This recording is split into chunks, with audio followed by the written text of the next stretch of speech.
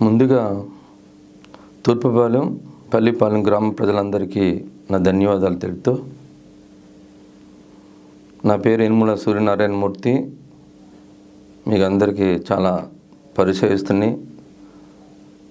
మా తండ్రి గారు మీకు అందరికీ తెలుసు, యనుమల పెద్ద సత్యనారాయణ గారు ఆదర్శ రైతు.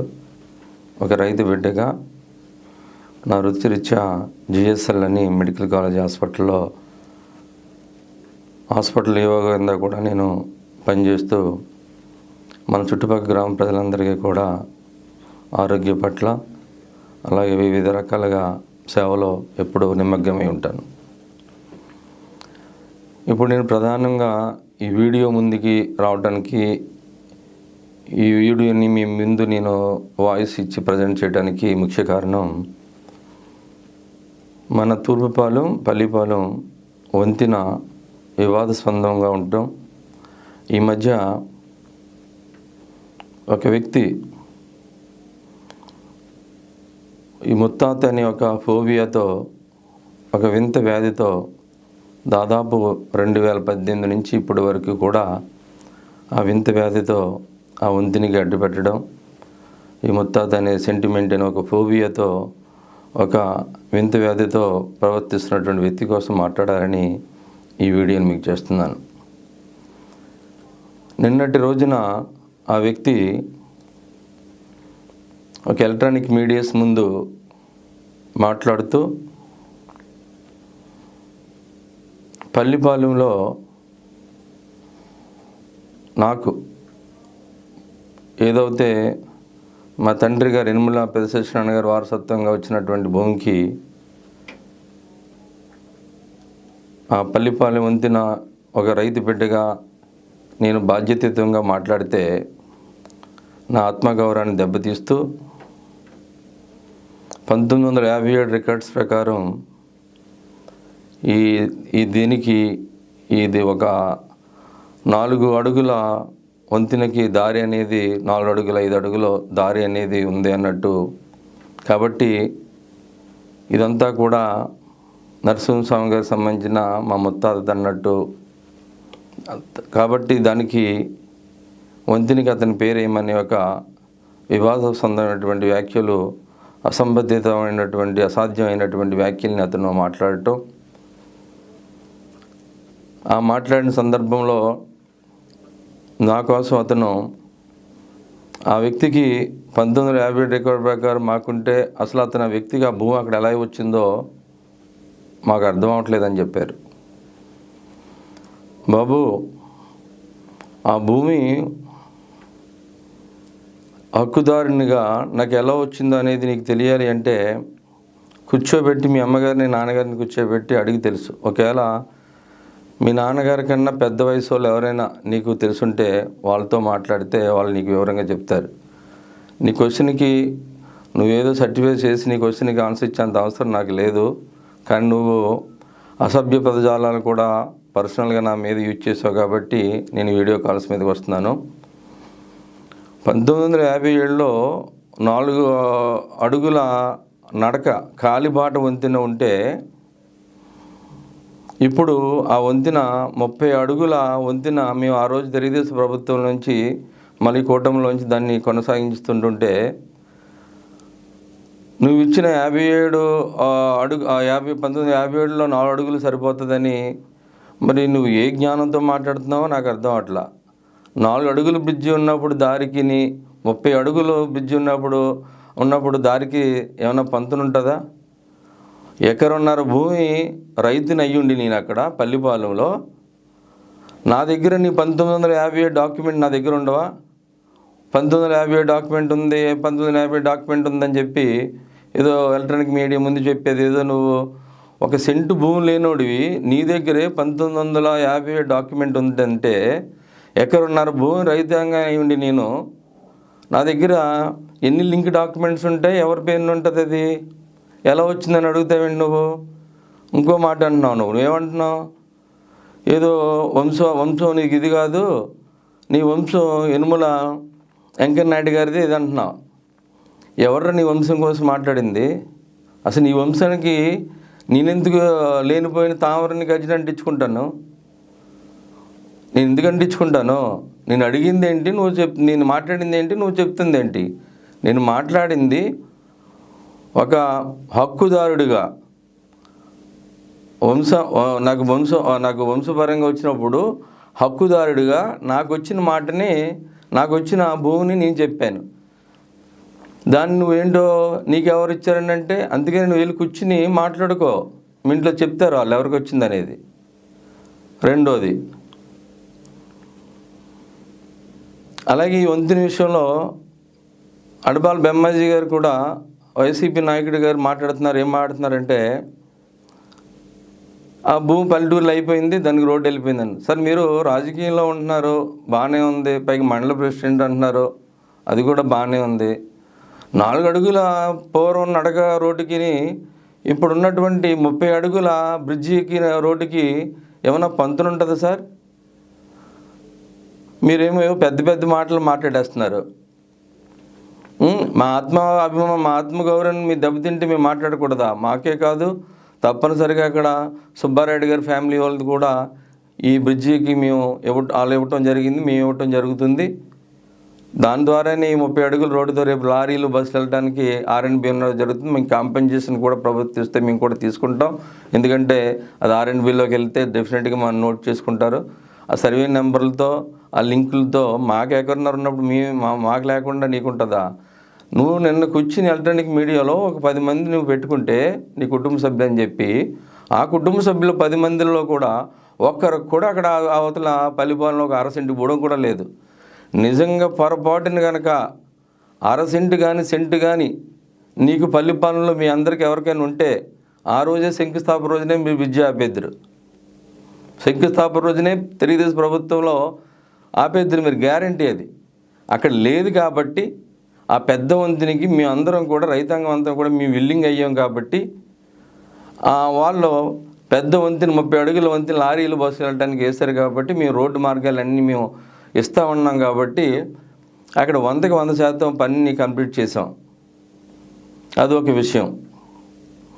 అందుకని నువ్వు కొంచెం నాకు తెలిసినంత వరకు నువ్వు కొంచెం మతి లైన్లో పెట్టుకుని మతి భ్రమించినట్టు ప్రవర్తించకుండా, ఆ ఫోబియా ఏదైతే పిచ్చుందో నీకు ముత్తాత అని, ఆ జబ్బు నుంచి నువ్వు బయటపడితే కొంచెం ప్రజలకి నీకు కొంచెం బాగుంటుందని నా ఉద్దేశం. రెండోది, పంచాయతీ, తూర్పుపాలెం పంచాయతీ. తూర్పుపాలెం పంచాయతీలో నువ్వే చెప్తున్నావు కదా 1971, 72 అని చెప్పేసి. ఓకే, ఆ రోజు నేనేం చెప్పాను, ఏం మాట్లాడాను?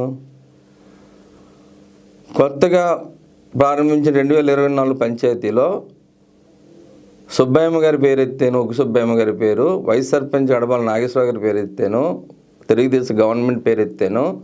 వాళ్ళ హయాంలో బిల్డింగ్ కట్టినప్పుడు నరసింహస్వామి సూర్యనారాయణ పేరు పెట్టినప్పుడు సూర్యనారాయణ గారి జ్ఞాపకార్థం వాళ్ళ భార్య అనుమతితో ఎనుమూరి పెద్ద సత్యనారాయణ గారు ఆ రోజు అడబాల తులసిరామ్ గారు ఇద్దరికి ఉన్నటువంటి మంచి ఫ్రెండ్షిప్లో అడిగితే నేను భూమి ఇచ్చానని చెప్పాను. దానికి మరలా నువ్వు ఎనుమూరి పెద్ద సత్యనారాయణ పేరు తీసుకురావు, అడబాల రామలక్ష్మి పేరు తీసుకురావు.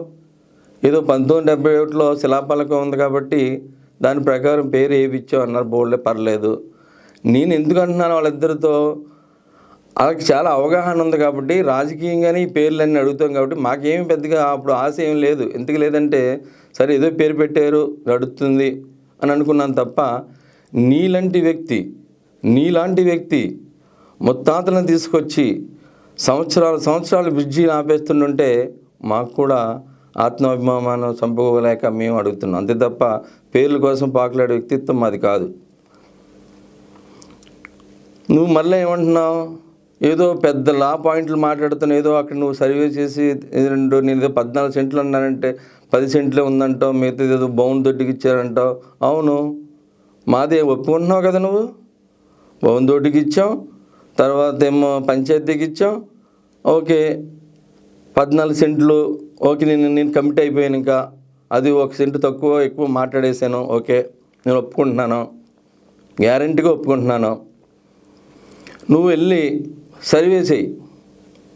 ఎవరెవరు ఈ 14 సెంట్లు సరిపోక 10 సెంట్లు ఉండి ఇంకెక్కడెక్కడ ఉంది, ఎవరు ఆక్యుపై చేసుకున్నారో, ఆక్యుపై చేసుకోగా మిగిలిపోయింది ఏమైనా ఉంటే ఎవరు అమ్మారు, ఎన్ని నువ్వు సర్వే చేసి, నేను శపథం చేస్తున్నాను నీకు, నువ్వన్నీ సర్వే చేసి నువ్వు పట్టుకొచ్చి ఎంత అక్కడ ఆక్రమణ అయింది, ఇంకా మిగిలిపోయిన 3 సెంట్లో 2 సెంట్లో ఎంత ఆక్రమణ అయింది, ఆక్రమణ అయిన తర్వాత మిగిలిన దాన్ని ఎవరు అమ్మారు, ఎంత డబ్బులు వచ్చినాయని చెయ్యి. నీకు దానికి తగ్గట్టు అక్కడ ఎంత ఆక్రమణ అయిపోయిన తర్వాత మిగిలిపోయిన డబ్బులు లేదంటున్నావు కదా, ఆ డబ్బులు ఎక్కడ నేను పే చేయాలి, ఎక్కడ దాన్ని నేను భూమికి నేను సెంటు భూమా 2 సెంట్లు అని ఎక్కడ చెప్పాలి, నువ్వు సర్వే చేసి నాకు చెప్పు. కానీ నువ్వు నా శపథాన్ని స్వీకరించి ఎలాగా ఇవన్నీ చేసి వచ్చి ఆ బిల్డింగ్ల మీద నువ్వేం చేయాలంటే ఆ పేరు ఉంచుకో, నరసింహస్వామి పేరు ఉంచుకో. నేనేమి నరసింహస్వామి తీసేమన్నా నీలాంటి వ్యక్తిత్వం నాదేం కాదు. సూర్యనారాయణమూర్తి జ్ఞాపకార్థంతో రామలక్ష్మమ్మ అల్లుడు యనుమల పెద్ద సత్యనారాయణ గారి పేరు రావాలంటున్నాను నేను. ఆ పని చేస్తానని నువ్వు నాకు హామీ ఇస్తే నువ్వు సర్వే చేసుకుని వచ్చి ఎవరైనా దాంట్లో పర్చేజ్ చేస్తే దానికి కాంపెన్సేషన్ ఎంత కావాలో, అదేంటి ఎంత భూమిని దాన్ని మేము ఇవ్వాలని చెప్తే యనుమల పెద్ద సత్యనారాయణ నీతికి నిజాయితీకి అవనటువంటి కొడుకుగా నేను నీతి నిజాయితీ పరుడిగా ఛాలెంజ్ చేస్తున్నాను. ఒకవేళ నువ్వు ఈ ఛాలెంజ్ని కనుక స్వీకరించకపోతే నిజంగా నీకు మెంటలో, నిజంగా నీకు బుర్ర సరిగ్గా పనిచేయట్లేదు, నువ్వు ఒక మానసిక స్థితి వ్యాధిలో ఉన్నావని నేను నిర్ధారణ చేసుకుంటాను. దమ్ముంటే నా ఛాలెంజ్ని స్వీకరించు, నువ్వు వెళ్ళి ఎంక్వైరీ చెయ్యి. నువ్వు అన్నావు కాబట్టి, నాదే అని నువ్వు కూడా చెప్తున్నావు కాబట్టి అదొకటి మాత్రం సంతోషంగా ఉంది. ఇప్పుడు నాకు సిగ్గు లేకుండా పేర్ల కోసం అయితే మాత్రం నువ్వు అదే అంటున్నావు. కానీ ఏనాడు కూడా 8 పెద్ద సచ్చినాను కానీ రామలక్ష్మణ్ నోటు మాత్రం మాట్లాడరు మీరు.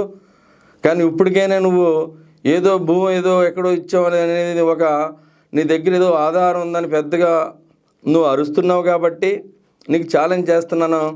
అది ఏదైనా ఉందంటే ఎంత ఉందో నువ్వు సర్వే చేసుకొచ్చి నాకు చెప్తే దానికి కాంపెన్సేషన్ కట్టడమా, లేదా దానికి నేను ఎక్కడైనా సబ్స్టిట్యూట్ ల్యాండ్ ఇవ్వటమా, భూమి ఇవ్వటం అనేది నేను చేస్తే సేకరించి నువ్వు తక్షణమే బిల్డింగ్ల మీద మా పేర్లు, మా నాన్నగారి పేరు, మా అమ్మమ్మ పేరు వేయించి. ఎందుకంటే అవి మావి కాబట్టి, మా ఆస్తులు కాబట్టి.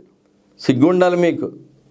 ఇచ్చింది మేము మా వాటాలో మా నాన్నగారికి వచ్చినప్పుడు వాళ్ళ అత్తయ్య గారిని ఒప్పించి ఇస్తే మీరెవరు సర్టిఫై చేయడానికి? ఎంత రుజువులు కూడా మీ దగ్గర నేనేమి పెట్టవసరంలా. కానీ ఛాలెంజ్ చేస్తున్నాను నీకు. నేను దమ్మున్నవాడిని కాబట్టి, నీతి నిజాయితీ ఉన్నవాడిని కాబట్టి ఛాలెంజ్ చేస్తున్నాను. సిగ్గులేదా నీకు?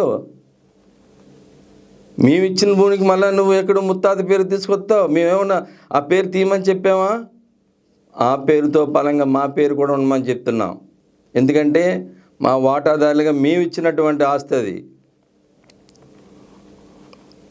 తర్వాత ఈ విషయంలో అడబాల బ్రహ్మాజీ గారు ఏదైతే వైసీపీ మండల ప్రెసిడెంట్ గారు ఉన్నారో, ప్రతి మీటింగులో ఎక్కడ మట్టి అక్కడ అతను ఒకటే మాట్లాడుతూ ఉంటాడు.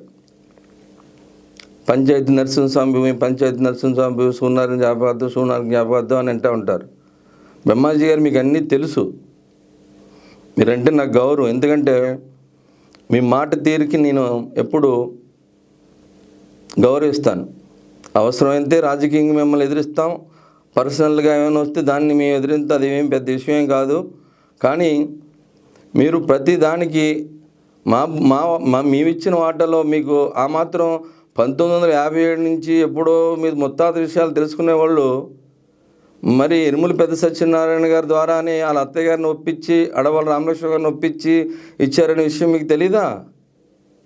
పదే పదే అలా చెప్పడం ఎంతవరకు న్యాయం మీరు ఆలోచించండి. ఇలా మా ఆత్మాభిమానాన్ని మీరు కించపరుస్తూ, ఇలా మీ ఇచ్చినటువంటి దాన ధర్మాలను కూడా మీ ఖాతాలు వేసుకునేలాగా మీరు ప్రవర్తిస్తుంటే రేపు సర్వారాయుడు గారు ఇచ్చినటువంటి నీకు ఏదైనా దాన ధర్మాల్లో కానీ దేంట్లోనైనా కూడా దాంట్లో కూడా వాటా మాది ఉందని కూడా డైరెక్ట్గా నేను చెప్తానని చెప్పి నీకు తెలియపరుస్తున్నాను. తర్వాత మూడోది,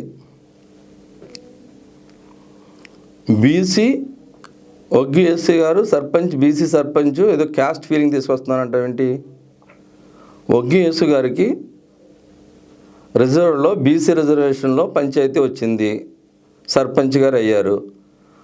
మరి రిజర్వేషన్లో వచ్చిన అతన్ని బీసీ సర్పంచ్ అనకుండా, ఉన్నది బీసీ సర్పంచ్ కాకుండా నేనేమైనా ఎస్సీ సర్పంచ్, ఓసీ సర్పంచ్ అని అన్నానా? ఎవరైతే ఉన్నారో అక్కడ ఆ రిజర్వేషన్ కోటాలో బీసీ సర్పంచ్ గారు నేనని ఎందుకన్నాను?